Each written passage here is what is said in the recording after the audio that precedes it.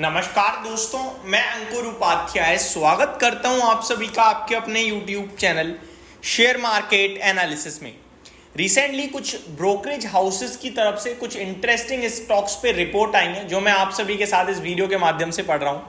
सबसे पहले तो मैं आपको बता दूं 22 अगस्त की ये रिपोर्ट है, पूरा PDF भी पढ़ा है। यहाँ पे मैं आपके साथ जो डिटेल में डिस्कस करने वाली चीज होगी उसको करेंगे।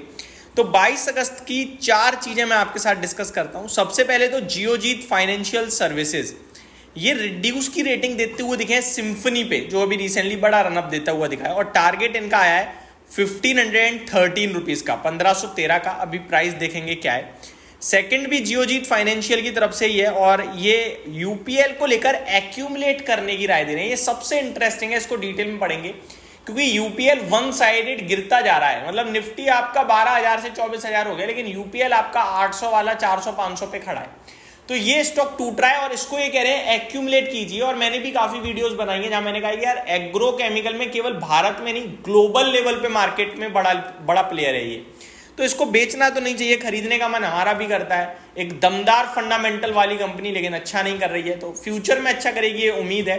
अब इसको मैं पढ़ूंगा जरूर। 640 रुपए का यूपीएल पे टारगेट दिया है इन्होंने। थर्ड है हीरो मोटोकॉर्प जिसपे बाय कॉल है जियोजीत फाइनेंशियल सर्विसेज की और टारगेट 5877 का है। वन मोर एडलवाइजेस सिक्योरिटीज की तरफ से भी एक रिपोर्ट है, बाय कॉल है एमफेसिस पे, 3500 रुपए का लक्ष्य दिया है दोस्तों।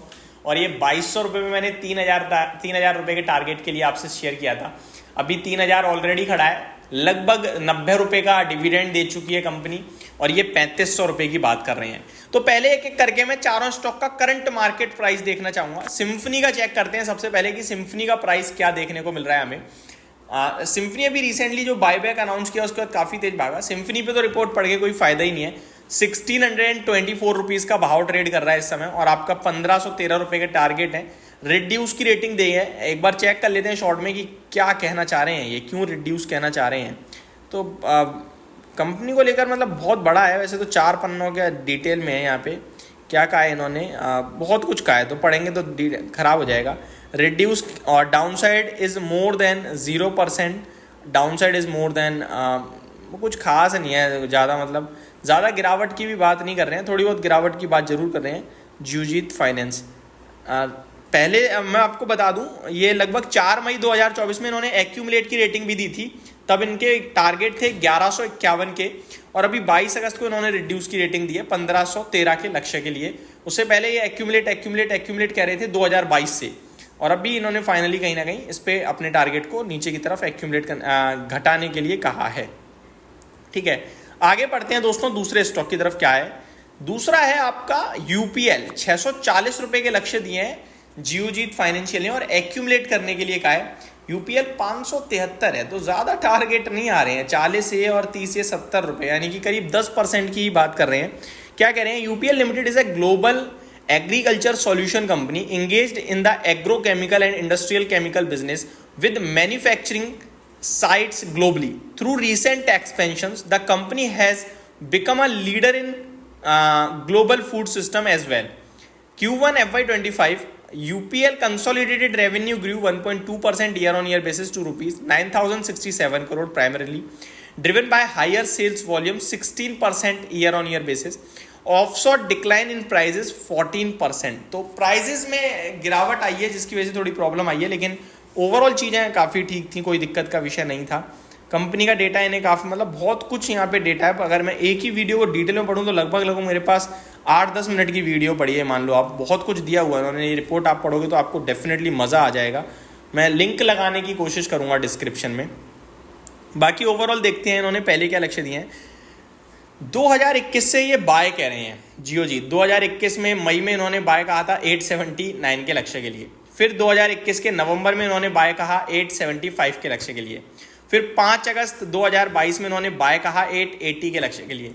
फिर 2023 में मई में होल्ड की रेटिंग दे दी इन्होंने 739 के लिए।